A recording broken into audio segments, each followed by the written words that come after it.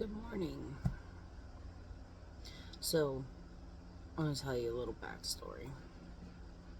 I was talking to my mom last night, and I guess it was yesterday afternoon, and she said to me, hold on, let me get some light on.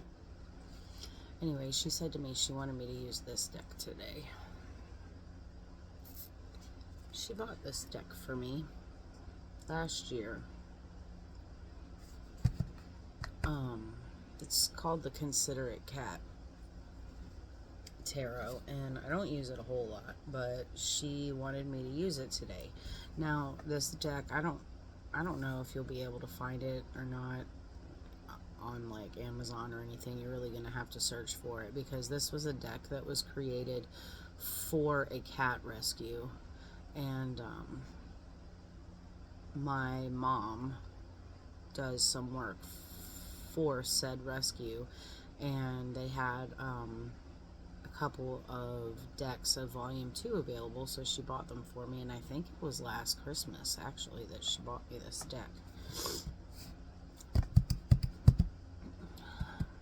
Alright, today's December 10th, 2025.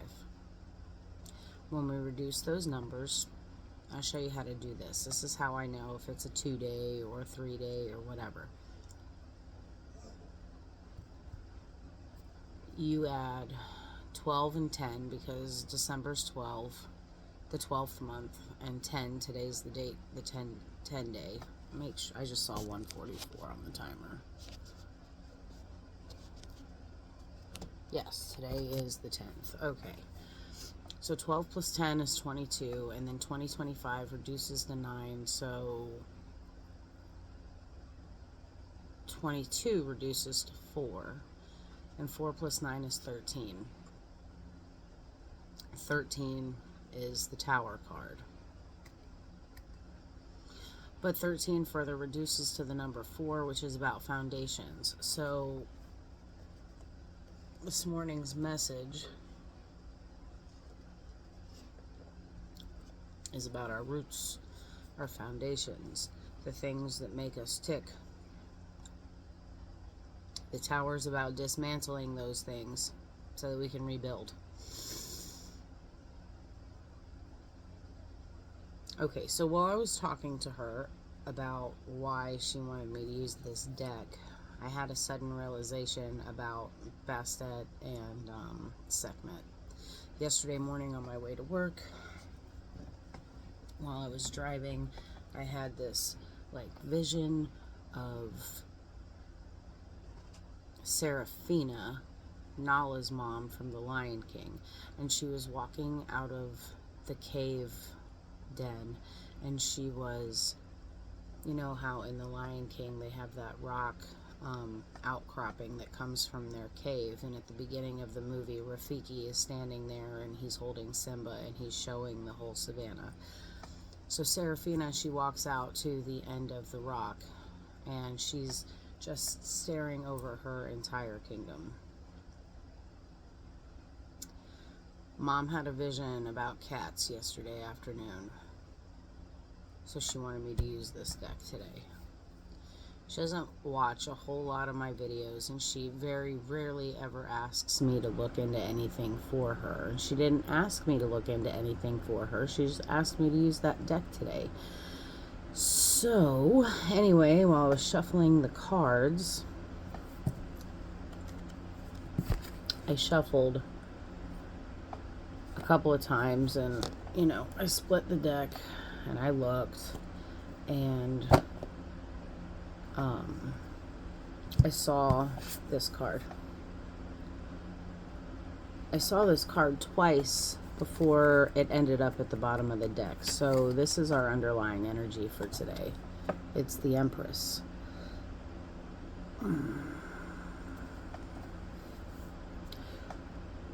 And because of something that she said to me, I felt compelled to leave this card out. So I did. This card says that your relationships are safe and secure, and people want to spend time with you. There's more. I mean, there's more to her message, but this is some of what she has to say. All right. So then I was thinking about Sekhmet and Bastet. Sekhmet came first in mythology. She's the Ra lion-headed goddess. Ra, like R-A-W. She was created from Ra, his eye. She's the destroyer of threats. Now, Bastet is the same goddess, but she's got a softer face. Sekhmet's the war engine. She's the result of protection turned violent. Bastet's the house cat. She's the result of violence sleeping in you. Have you ever seen a mother cat absolutely lose her mind to protect her kittens? That is the most violent thing that I have ever witnessed in my entire life. And it is like a sleeping demon.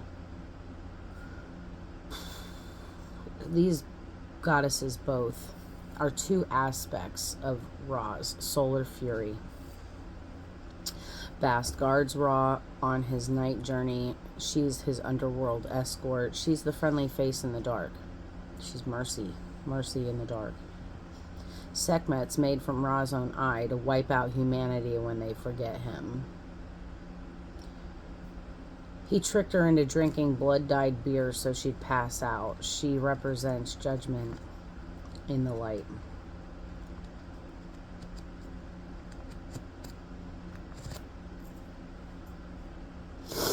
All right, so I pulled from the Starseed Oracle this morning, and the first card out is I'm sorry. This card says defenselessness, righting past wrongs, uprooting. And looking at this card, it's twins. It's a mirror. There's a mirror aspect to it. This card's about dropping your defenses to see things outside of right and wrong. Everything is either or. Everything is this and that. How are you being called to drop your defenses and unwind past wrongs?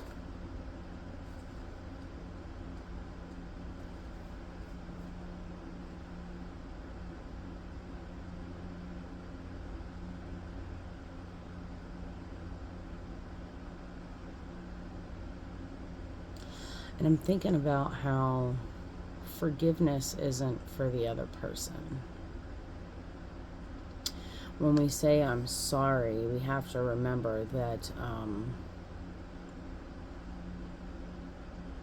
the other person, the people that we're saying sorry to, when we're looking at them and we're saying sorry, we're really just saying sorry to ourselves. The twins in this card, they mirror each other. We are mirrors of the other people in our lives. We only see, because of our perspectives, the upside down, flipped, twisted image that we have of ourselves. So when we get irritated, we're really irritated with ourselves. So when we say I'm sorry, we're apologizing to ourselves.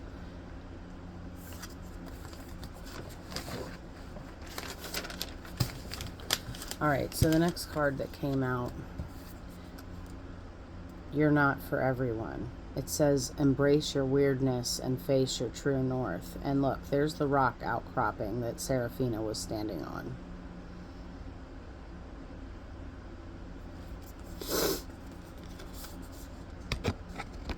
I am right now going to embrace my weirdness.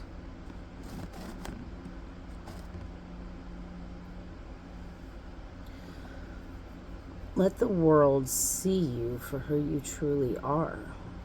This is about letting your freak flag fly. not dimming your light according to who is in your presence. Drop your mask. How can you embrace your weirdness and not care so much what other people think? You're not for everyone.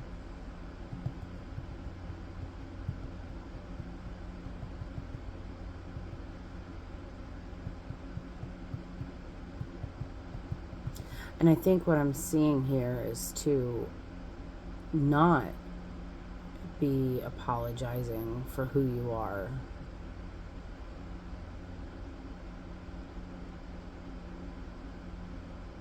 Don't do that.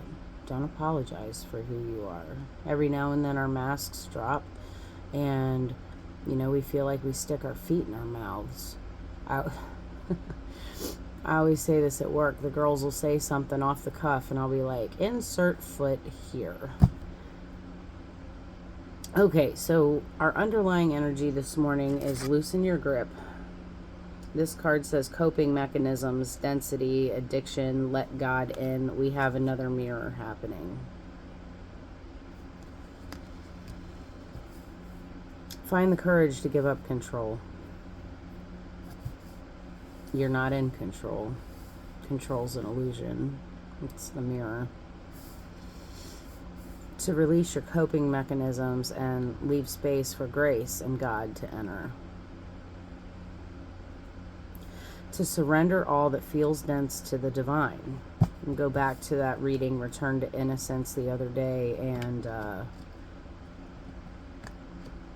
Matthew 6, verse 33. He's telling the people to surrender control to the divine.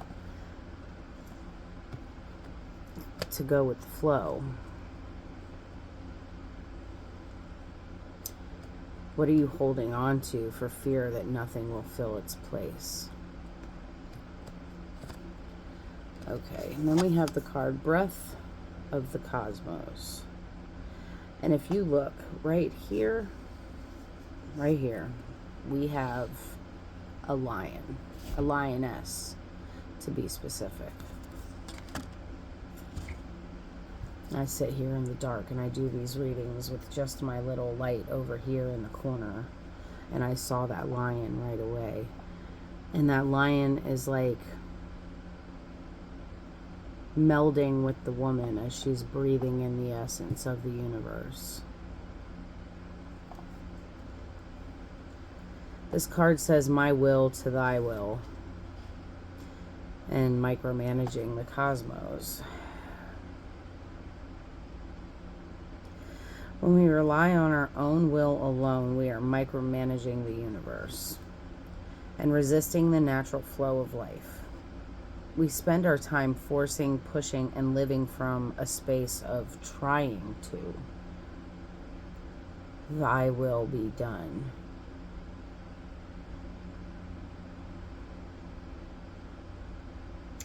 So I feel like this reading most definitely is about surrendering control, because the Empress does not need to control.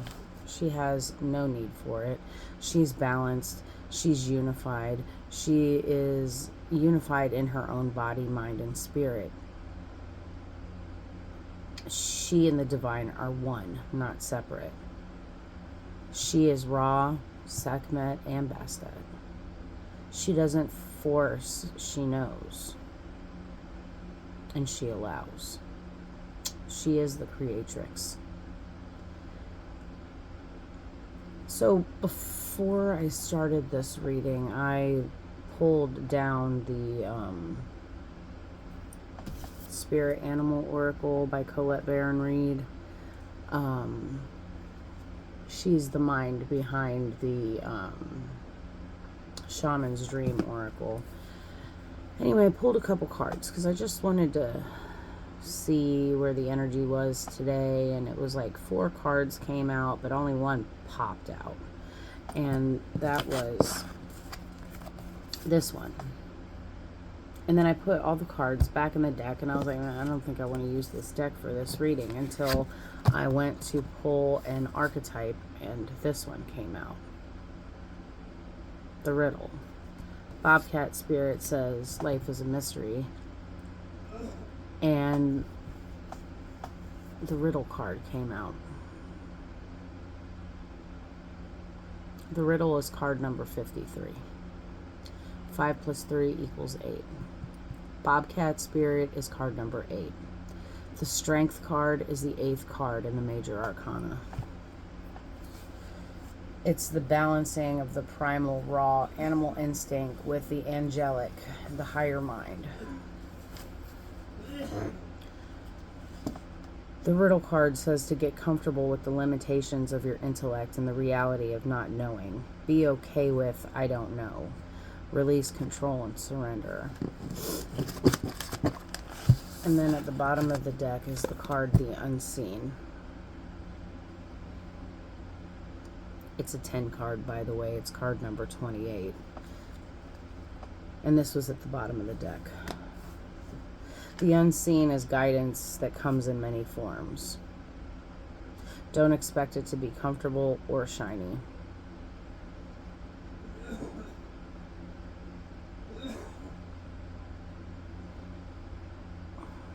Together, these cards are saying to trust the divine. To not question everything, to go with the flow. Bruce Lee said something about, be like water.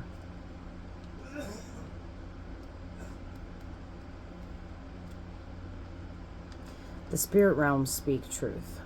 Sometimes it soothes. Yesterday with the chamomile. Sometimes it burns. I have a feeling that today's reading is going to burn. But we'll see. So I've already shuffled the deck. Obviously, I told you I want to see what's going on.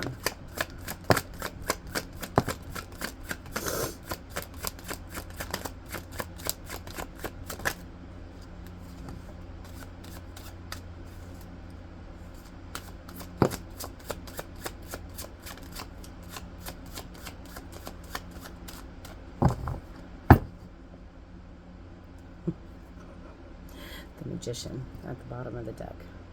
Life is a mystery.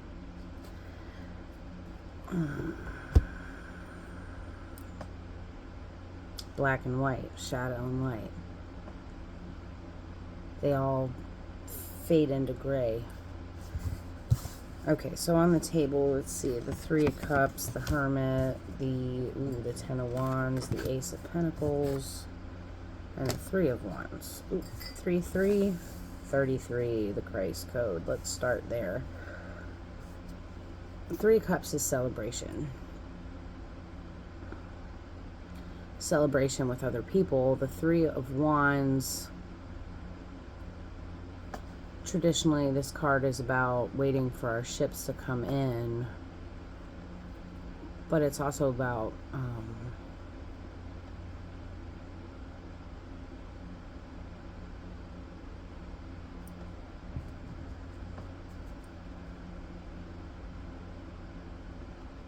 triangle, fire, transformation.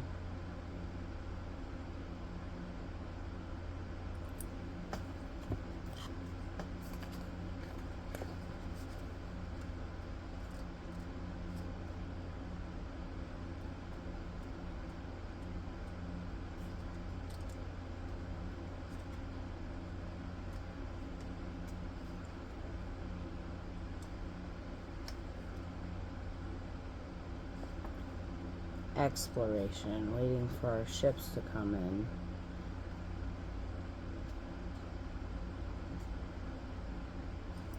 It's time to take the first step on something.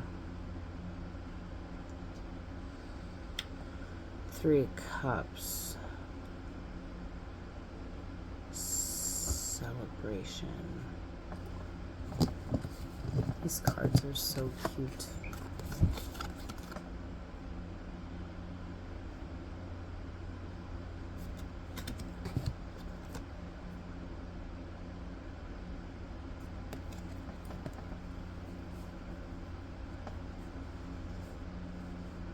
$33, the Master Creator.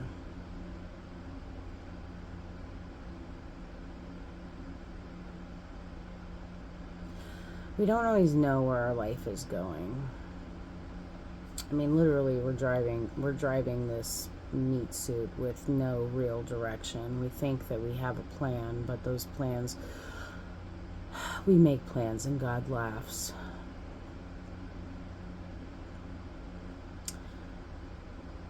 I think it's time to apologize to yourself for being who you are and take the first step.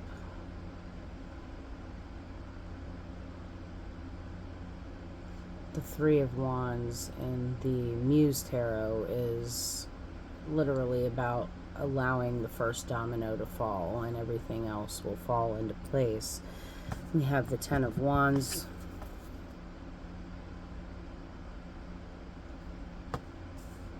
Releasing the burdens, the baggage, and the bullshit that we carry with us. This is loosening our grip and dropping the mask.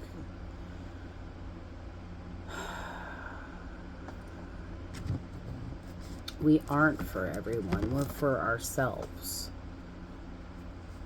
This is about releasing the coping mechanisms.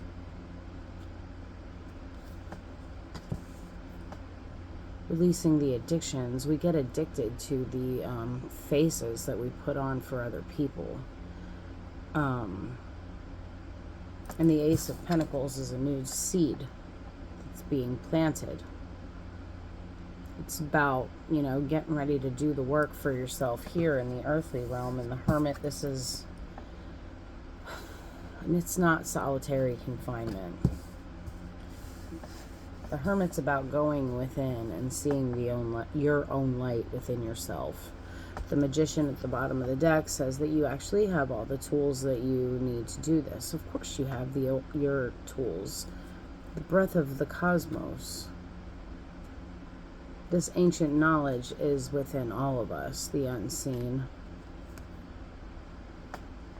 The Seven of Pentacles at the bottom of the deck under the Magician. This card here says to be patient because, you're not gonna...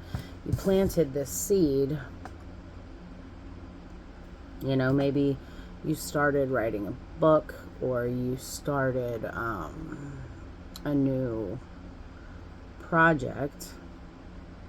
The Seven of Pentacles says be patient. Like, you're not going to go out into the garden and dig up your seeds every day to see if they've sprouted. You just have to trust.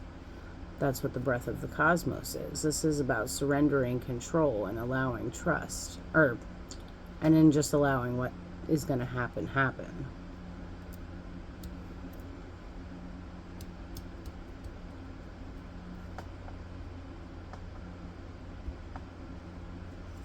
The King of Swords.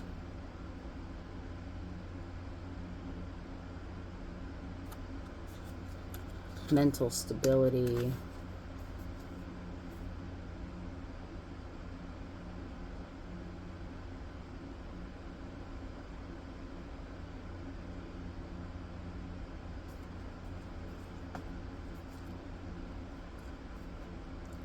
I think just like the Empress card, the King of Swords isn't forcing anymore either. He's in control of his own mind. He knows thy will be done. Your will be done. When you just surrender and let things flow the way that they're supposed to, everything happens for a reason. Life is a mystery.